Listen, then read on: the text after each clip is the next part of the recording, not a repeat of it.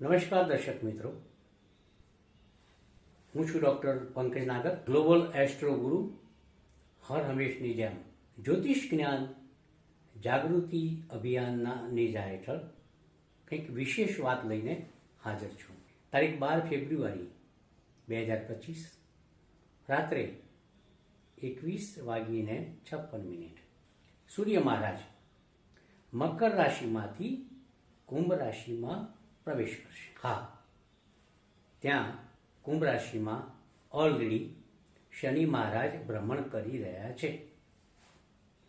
શાસ્ત્રોક્ત રીતે વિચારીએ, જૈમિની સૂત્ર છે, ભૃગુ સંહિતા છે, ચમત્કાર ચિંતામણી છે, જાતક પારિજાતક છે, તો આપણા ઓલ્ડ સ્ક્રિપ્ચર એવું કહે છે કે જ્યારે એક રાશિની અંદર બે શત્રુ ગ્રહો, આમ તો સૂર્ય એટલે પિતા ગણાય અને શનિ એટલે પુત્ર ગણાય, પરંતુ આ પુત્ર અને પિતા બ્રહ્માંડમાં એકબીજાના મહાશત્રુ છે. બંનેના ગુણ ભિન્ન છે, લક્ષણ ભિન્ન છે.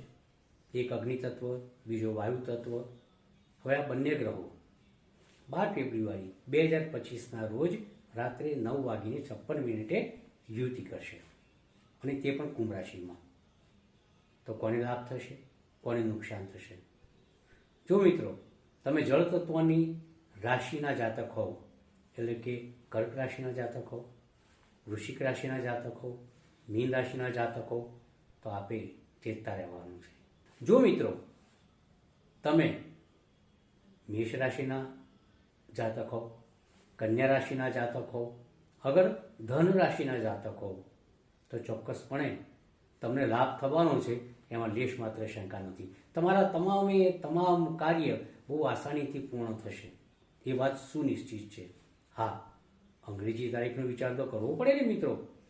જો તમારો જન્મ કોઈપણ સાલની 15 ફેબ્રુઆરીથી 15 માર્ચ વચ્ચે થયો હોય, અગર તો 15 ઓગસ્ટથી 15 સપ્ટેમ્બર વચ્ચે થયો હોય, અગર તો 15 જૂનથી 15 જુલાઈ વચ્ચે થયો હોય, તો આપે આ સમય દરમિયાન, એટલે કે 12 ફેબ્રુઆરીથી 1 મહિનો કુંભ રાશિના શનિ સૂર્યના ભ્રમણ દરમિયાન ખાસ ધ્યાન રાખવાનું છે.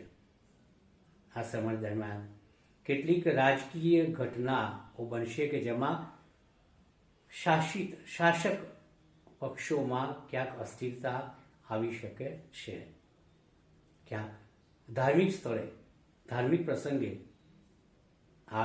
આગજલી, તોફાનો, વિખવાદો પણ ઊભા થઈ શકે છે. કરવાનું કંઈ નથી. આપે જો આપને નુકસાન થઈ રહ્યું હોય, મેં કહ્યું અનુસાર એ રાશિના જાતકોએ રોજ સુંદરકાંડનો પાઠ કરવાનો છે, હનુમાન ચાલીસાનો પાઠ કરવાનો છે, 21 લવિંગની માળા હનુમાનજીને ચઢાવવાની છે.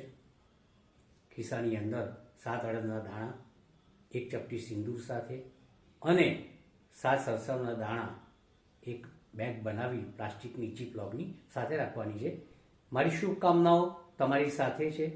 ગ્રહોને એમનું કામ કરવા દો, આપ આપનું કામ કરો. નમસ્કાર.